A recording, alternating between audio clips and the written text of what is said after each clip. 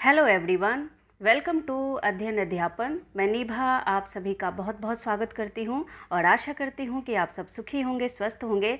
तो फ्रेंड्स, जैसा कि आप सभी को ज्ञात होगा, जो बिहार नियमावली 2023 की बहाली है उसमें क्या क्या योग्यताएं होनी चाहिए और कैसे आप लोग उसमें 3 बार अटेम्प्ट दे सकते हैं, उसके बाद आप एग्ज़ाम क्वालिफाई करते हैं, उसके बाद ही आप लोग नियोजित शिक्षक बन पाएंगे। तो इन सभी के बारे में मैंने ऑलरेडी इससे पहले के वीडियो में पूरे डिटेल में बताया हुआ है और आप लोगों को भी इस बारे में पूरी तरह से जानकारी मिल गई होगी। तो आज के इस वीडियो में हम लोग बात करने वाले हैं महत्वपूर्ण टॉपिक पर कि आखिर बिहार सुपर टेट जो होने वाला है उसमें ऐसे कौन से अभ्यर्थी है जो इसमें आवेदन कर पाएंगे।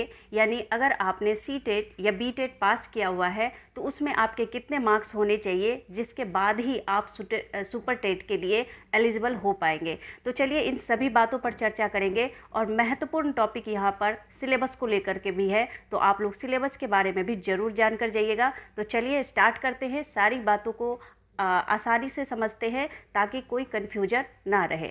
तो देखिए, सबसे पहले बात करेंगे कि अगर आपने सी टेट या एस टेट यानी बिहार टेट अगर पास किया है तो आप कितने नंबर आपके आएंगे जिसकी वजह से आप सुपर टेट के लिए एलिजिबल हो पाएंगे। इसके साथ ही हम लोग हर कैटेगरी के मेल फीमेल के बारे में बात करेंगे और पूरी अच्छे से जानकारी प्राप्त करेंगे। तो चलिए देखिए, सबसे पहले जनरल कैटेगरी की बात करते हैं। तो यहाँ पर मैं मेल फीमेल दोनों के बारे में बात कर रही हूँ। तो देखिए, अगर आप जनरल कैटेगरी से है तो मेल के लिए मैं बता दूँ, जो अगर आप मेल हैं तो आपके 90 मार्क्स होने चाहिए और अगर आप फीमेल हैं तो फीमेल के लिए 82 मार्क्स यहाँ पर अनिवार्य हो जाता है। यानी इससे अगर आपके एक या आधा नंबर भी कम है तो आप इसके लिए एलिजिबल नहीं हो पाएंगे। इसके बाद अगर बात करें यहाँ पर EWS के लिए, तो यहाँ पर बिल्कुल अगर आप मेल और फीमेल जो भी हैं, अगर मेल हैं तो यहाँ पर 90 मार्क्स और अगर आप ये मेल के लिए है और अगर आप फीमेल हैं तो फीमेल के लिए 82 मार्क्स यहाँ पर अनिवार्य हो जाता है। इसी तरह से अगर मैं EBC की बात करूँ तो EBC के लिए आप अगर मेल हैं तो 82 मार्क्स और अगर आप फीमेल हैं तो भी आपके 82 मार्क्स होने चाहिए। तो उम्मीद करती हूँ आप लोगों को यहाँ तक समझ आ गया होगा। अगर आप जनरल कैटेगरी से हैं, मेल हैं तो 90 मार्क्स, फीमेल है तो 82 मार्क्स। अगर आप EWS कैटेगरी से हैं तो मेल हैं तो 90 मार्क्स, फीमेल हैं 82 मार्क्स। इसमें कोई बदलाव देखने को नहीं मिलेगा। अगर आप EBC से हैं तो मेल फीमेल दोनों के लिए 82 मार्क्स होना अनिवार्य है। बाकी के कैटेगरी के पर चलते हैं। तो देखिए, अगर PH आपके मेल हैं तो यहाँ पर आप 75 मार्क्स आप ला सकते हैं और यहाँ पर आप लोग इस सुपर टेट को अप्लाई करने के लिए एलिजिबल हो पाते हैं। अगर आप फीमेल हैं तब भी आप 75 मार्क्स ले आएंगे, आप लोग इसके लिए एलिजिबल हो जाते हैं। इसके साथ ही अगर मैं यहाँ पर OBC की मेल फीमेल की बात करूँ तो बिल्कुल यहाँ पर 82 मार्क्स आपको लाना अनिवार्य है, चाहे आप मेल हैं फीमेल हैं। 82 मार्क्स जो है यहाँ पर कंपलसरी है, ये आपको लाना ही होगा। इसके बाद अगर मैं ST और SC ST की मेल फीमेल की बात करूं तो बिल्कुल यहाँ पर आपके 75 मार्क्स, मेल हो फीमेल हो दोनों के लिए 75 मार्क्स अगर आपके सी टेट या बी टेट में आए हुए हैं तो आप लोग बिल्कुल सुपर टेट के फॉर्म को भर पाएंगे, एग्ज़ाम दे पाएंगे। इसके बाद देखिए, यहाँ पर और एक महत्वपूर्ण बात पर चर्चा कर लें कि अगर आप सी टेट बी टेट 1 से लेकर 8वीं कक्षा की अध्यापिका या अध्यापक बनना चाहते हैं तो यहाँ पर आपके सी टेट और बी टेट में से कोई भी आप एक पास है तो यहाँ पर आप एलिजिबल हो जाते हैं। लेकिन अगर आपको 9 से 12 तक के कक्षा के अध्यापक या अध्यापिका बनना है तो यहाँ पर आपका एस टेट क्लियर होना अनिवार्य है, ये यहाँ पर मेंशन किया गया है। तो ये सारी बातें हैं आपके जो सी टेट या बी टेट इनमें से जो भी आपने पास किया है इसके लिए क्या एलिजिबिलिटी है, आप कौन सी कक्षा के टीचर बन। आगे अगर हम बात करें तो देखिए, जैसे आप लोगों को पता ही होगा, जो अब आपकी बहाली होगी यानी आप शिक्षक के रूप में नियुक्त किए जाएंगे तो उसके लिए आपको 3 अटेम्प्ट यहाँ पर पेपर देने के लिए, एग्ज़ाम में बैठने के लिए आपको 3 अटेम्प्ट दिए जाएंगे, जो कि मेरे हिसाब से तो बहुत ही ज़्यादा कम है। अगर आप 3 अटेम्प्ट में एग्ज़ाम क्लियर नहीं करते हैं तो जो भी आपने अभी तक मेहनत की है, आपके चाहे शिक्षण प्रशिक्षण का कोर्स हो या C TET B TET pass करने में जो लगा हुआ समय हो, मेहनत हो, वो बेकार चला जाता है।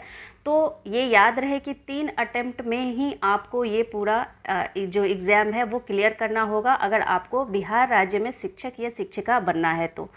देखिए यहाँ पर सिलेबस को लेकर के एक बहुत महत्वपूर्ण, जहाँ तहाँ आप लोग वीडियो देख पा रहे होंगे कि सिलेबस आप लोगों को बताया जा रहा है।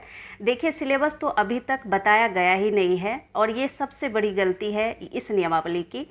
यहाँ पर जैसे ही उन्होंने नियमावली के बारे में बताया है, तो उसके साथ ही उनको कैलेंडर भी जारी करना चाहिए, सिलेबस भी जारी करना चाहिए, और ये भी बताना चाहिए कि कब तक नोटिफिकेशन देखने को मिलेगा। तो सारी बातें हवाओं में चल रही है।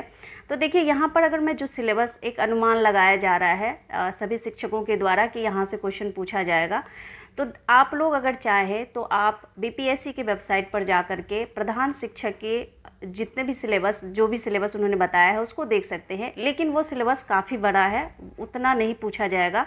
लेकिन यहाँ पर मैं मोटे तौर पर आप लोगों को बता दूं कि आप पढ़ेंगे क्या, क्योंकि देखिए अभी सिलेबस बिल्कुल बताया नहीं गया है। तो आप बिल्कुल इस चीज़ को बिल्कुल अच्छे से जान लें। जब आपको सिलेबस बताया जाएगा तो आप इस चैनल से जुड़ जाएं, आपको ज़रूर इसके बारे में इन्फॉर्मेशन दी जाएगी, और मैं भी आपको सारे ही सिलेबस बता दूंगी। लेकिन अगर अभी की बात करें कि अभी आप लोगों को टाइम वेस्ट नहीं करना है, तो यहाँ पर अगर प्रधान शिक्षक के सिलेबस के अनुसार अगर हम देखें तो जो पेपर होता है उसके लिए देखिए यहाँ पर जो बताया गया है कि आपके इसमें नेगेटिव मार्किंग भी देखने को मिलता है, यानी 0.25 यहाँ पर मार्क्स आपके कट जाते हैं अगर आप किसी भी एक क्वेश्चन का आंसर गलत देते हैं। तो ये कुछ यहाँ पर बताया गया है, और ये नेगेटिव मार्किंग है। इसमें इंटरव्यू नहीं होगा, आप लोग जैसे ही एग्ज़ाम पास करते हैं आप टीचर के रूप में नियुक्त हो जाते हैं। तो देखिए यहाँ पर सिलेबस मैं एक मोटे तौर पर बता रही हूँ ताकि आप लोग इन सब की पढ़ाई करते रहें। देखिए अगर सिलेबस की बात करें यहाँ पर, तो सामान्य अध्ययन से आपके 75 मार्क्स के क्वेश्चन पूछे जाते हैं। ठीक है, 75 मार्क्स के क्वेश्चन पूछे जाएंगे, और यहाँ पर अगर आप जो भी DLED BEd जो भी किए हैं उससे 75 मार्क्स के क्वेश्चन आपके पूछे जाएंगे। तो ये आपके टोटल यहाँ पर जो है वो 150 क्वेश्चन बनता है। 150 क्वेश्चन के लिए आपको बिल्कुल समय दिया जाएगा 2 घंटे का। 2 घंटे का समय दिया जाएगा, यानी 120 मिनट दिए जाएंगे। तो आपको क्या करना है, सामान्य अध्ययन के लिए 75 मार्क्स की पढ़ाई करनी होगी, और साथ ही जो भी आपका शिक्षण प्रशिक्षण कोर्स रहा है उसको अच्छे से पढ़ना है। ठीक है, तो यहाँ पर तो ये बात होगी कि आपको पढ़ना क्या है। समय आपको पता चल गया, कुल अंक आपके 150 होंगे, 150 क्वेश्चन होंगे, और 2 घंटे का समय दिया जाएगा। सामान्य अध्ययन की बात करें यहाँ पर, तो सामान्य अध्ययन के मोटे मोटे टॉपिक जो मैं आपको बता रही हूँ उसको आप पढ़ना स्टार्ट कर दीजिए, क्योंकि बहुत ही ज़रूरी नहीं है। जब 3 अटेम्प्ट दिया है तो मेहनत भी ज़्यादा करना होगा आपको। देखिए सामान्य विज्ञान आपको पढ़ना है, राष्ट्रीय और अंतर्राष्ट्रीय महत्व की समसामयिक घटनाओं के बारे में आपको ज्ञान होना चाहिए। इसके साथ ही देखिए भारतीय राष्ट्रीय आंदोलन तो पढ़ना ही है, लेकिन इसमें बिहार का जो योगदान है तो उसके बारे में बिल्कुल पढ़ना है। भूगोल पढ़ना है, लेकिन भूगोल में बिहार के भूगोल के बारे में भी पढ़ना है। इसके बाद भारतीय राज व्यवस्था तो पढ़ना ही है, साथ में बिहार की राज व्यवस्थाओं के बारे में पढ़ना है।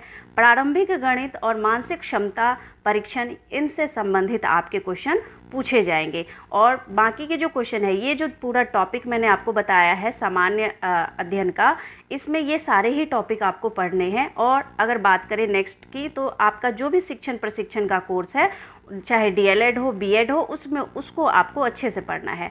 तो इसका सिलेबस आप जाकर के वेबसाइट पर भी देख सकते हैं। और अगर आप चाहते हैं कि इस सिलेबस पर मैं वीडियो बनाऊं तो आप लोग कमेंट कीजिएगा, क्योंकि मुझे लगता है कि ये बहुत ज़्यादा है सिलेबस प्रधान शिक्षक के लिए। लेकिन अगर आप लोग कहेंगे तो मैं उस पर वीडियो अपलोड कर दूंगी। तो सिलेबस को लेकर के ज़्यादा कंफ्यूज नहीं होना, कुछ भी नहीं पढ़ना है।